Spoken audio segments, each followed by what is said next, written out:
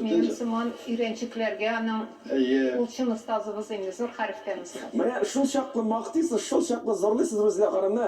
Endi tomoshachilar o'tiradir. Bizning de ko'rasi kelabit, bizning de eshitasi kelabit deb Ruzila xonim, alla mana shu talyanni bir o'ynatib qararmiz ha, shu maydonimizda, boshlatqich maydonida. Aytib bo'lar-ya. Aytib rahmatingizni olishadi.